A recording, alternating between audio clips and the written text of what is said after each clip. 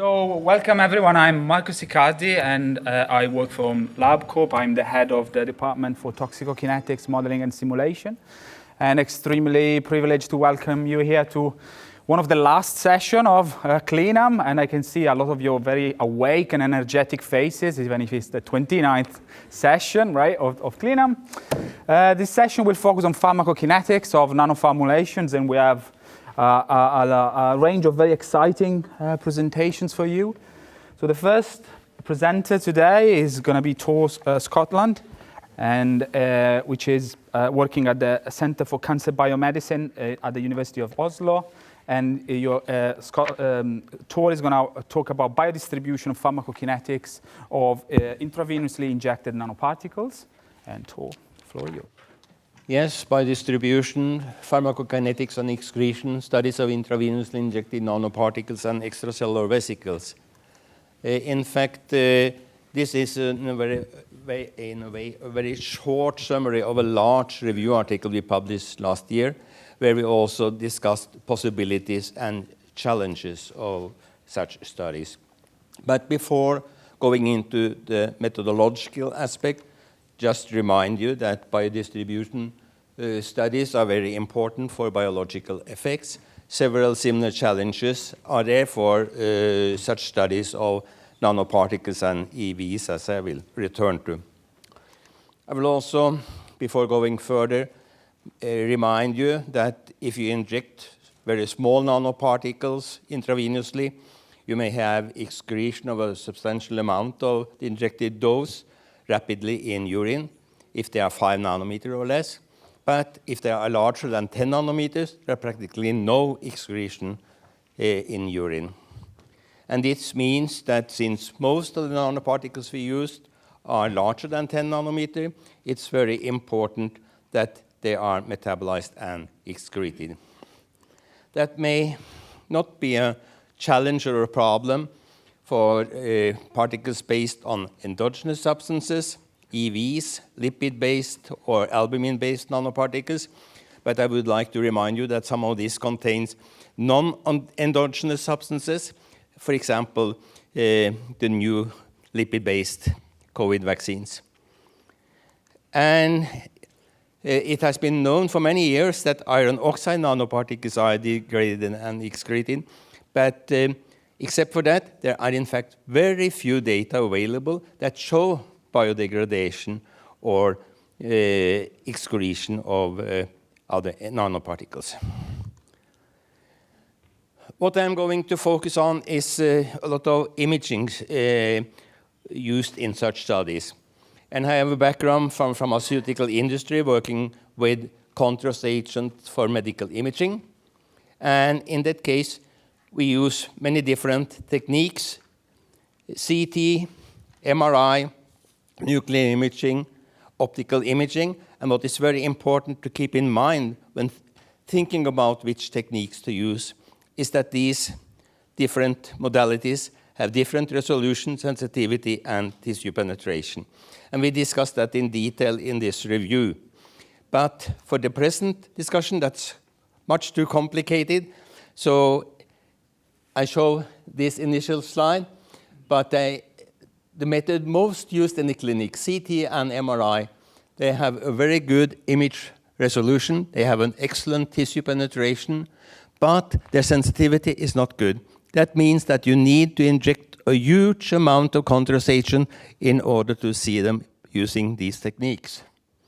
So when coming to studies with ADME studies with small animals, these techniques are in general not very useful for us, but they can be used to give an excellent anatomical background for the images you are obtaining.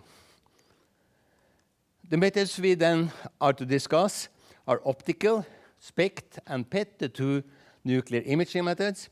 They all have excellent properties for some issues, but not for all. Optical and SPECT and PET, they have not a very good image resolution. It's an excellent penetration for SPECT and PET, not for optical. That's very important because you have scattering of the light. And when it comes to sensitivity, they're all very good. The method most used is in fact optical, despite the problems with the light scattering. It's very popular. The instrument is readily available. The SPECT and PET, in principle, they can be better. They are not that very available in most basic research laboratories. And you have the challenge with the short half-lives for many of the isotopes used. What's very important for all these methods is some challenges related to labeling. The radioactive isotopes, they have to be bound to a chelate that has to be bound to the nanoparticle, and that is normally done on the outside or the surface of the particles. That means that you change the surface properties, most likely both the charge and the hydrophobicity. Labels used for fluorescence imaging, they are normally very bulky and hydrophobic. And ideally, all these labels should be inside the nanoparticles or the vesicles. But in most cases, they are outside. You are in fact studying something else that you would like to study. Just a couple of images to illustrate the difference between these techniques. With PET or CT, you have an excellent image from the PET signal that can be used for a good quantification. By combining with CT, you see exactly where these isotopes are localized, even though the image of the PET isn't very sharp by itself. When going to that technique that is perhaps most used, IVIS, from an old study from our group, is illustrated how blurry you see the whole animals, but you have the possibility to take out the organs and to quantify. But that's not just a simple issue. And one challenge in this field is that most people, they use one labeling method for one type of particles and report the data, and then it's very difficult to compare with other data. But I'm going to say some few words about a study published in 2021, where they in fact tried to compare 4 different methods to label EVs. And here I should have a pointer, but if you focus on the 2 red boxes, to the left, there are data after 24 hours with 111 indium labeling. That's covalently bound to DTP.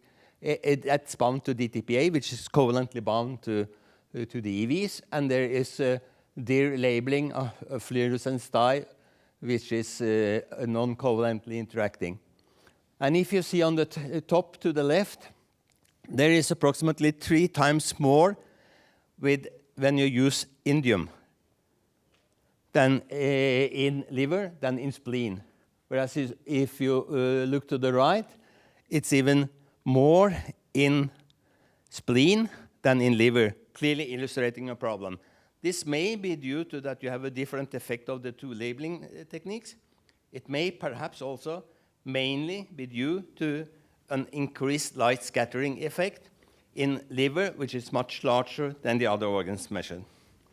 You also see that there are major differences using these 2 methods, much more in kidney with the radioactive measurements, and much more in lungs with the hydrophobic dye.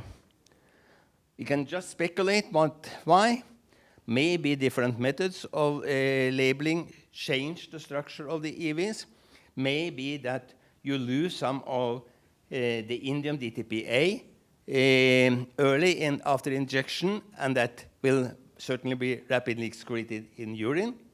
Maybe that the high amount of fluorescence by the fluorescent dye in lungs are due to that you lose some of this dye during passage in lungs, which is the first capillary network they meet after injection. These guys also labeled by bioengineered fusion of M-Sherry to CD63 inside the EVs. And in that case, they had two low signals. And then a very interesting labeling, I think. Once again, bioengineered fusion of luciferase to CD63 should be inside EVs. What they obtain, remarkably higher signals in lungs than both in liver and spleen. Obvious, some problems here. One might wonder, is that due just to this study? Well, in a review article, we refer to another study where another group studied other EVs, used another form of luciferase, other substrate, labeled to another protein, and obtained more or less exactly the same. So why? I don't know. Just a warning. Well, we have spoken a little bit about whole body imaging. Imaging can, of course, also be done on slices of organs using radioactivity, fluorescence, mass spectrometry imaging, or using labeled antibodies. And of course, it can be useful to use imaging of cells and extracts. Just showing a couple of examples. On the top here, using the QWBA for studies in rats. And with the new detector systems that now are available, you can do exactly the same based on fluorescence. It's a lot of interest in the possibility to use mass spectrometry for imaging. There has been a lot of development with that technique during recent years. But I think still we have a long way to go before we can benefit much from that in the type of studies I am discussing. But just show this image of from a mice brain published a couple of years ago. And I like very much to show this microscopy picture from our own research. You see down to the right, nanoparticles, here shown in red. They are shown inside lysosomes, marked with LAMP1 in green. And you have, in fact, also the feeling that these nanoparticles, they are, in fact, interacting with the inner leaflet of the lysosomes. So indicating quite a different way of resolution of the information. I should mention that if you are looking for to analyze or follow drugs, liquid chromatography, mass spectrometry is the obvious choice for method in most cases. But one should be aware of that what people then report of data, for example in blood, that may well be most of the drugs are incorporated and still included in the nanoparticles and circulating there, but being in an inactive form compared to the target. ICP-MS is an extremely sensitive analysis, a wide dynamic range, and it can be used on most elements, in fact. In practice, for our type of studies, it's mostly used to analyze some metals, for example, gold. You have also the possibility to use radioactivity or fluorescence, but I will not go more into that, except mentioning that the trouble you may have with light scattering, with optical imaging, you can see more or less similar effects with fluorescence in other analyses. Some few words about animal species and models used to study ADME. Of course, it's extremely important the choice of models you use. And for example, if you are working with cancer, which type of tumor do you use? Patient-derived xenografts or just injecting tumor cells that are able to grow?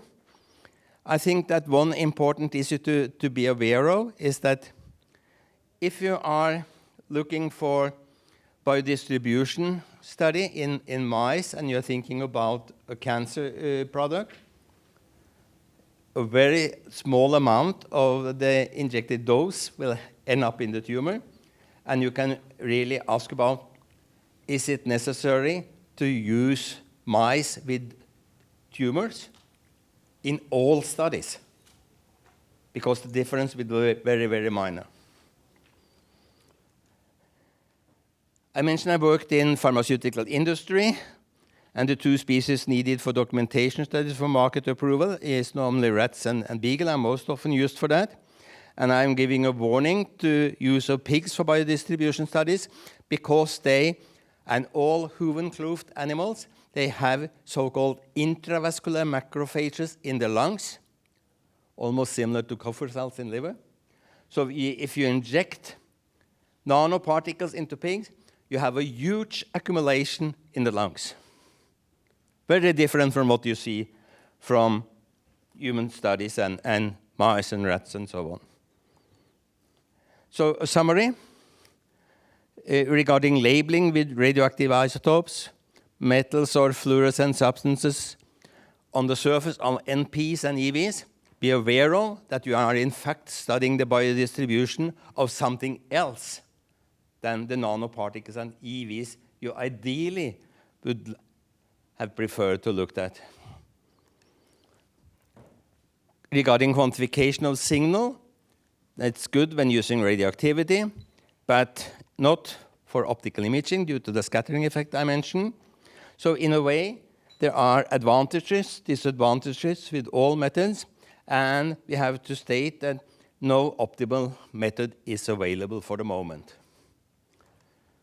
For all models, methods, you have to ask yourself, are the labels associated with the particles at the time of analysis, or are the labels then no longer associated with the particles? In science, we often see seeing is believing. In this case, I would like to add, you should ask yourself, but what am I saying? So with that, I thank the co-workers on this article for their input and you for your attention. Thank you.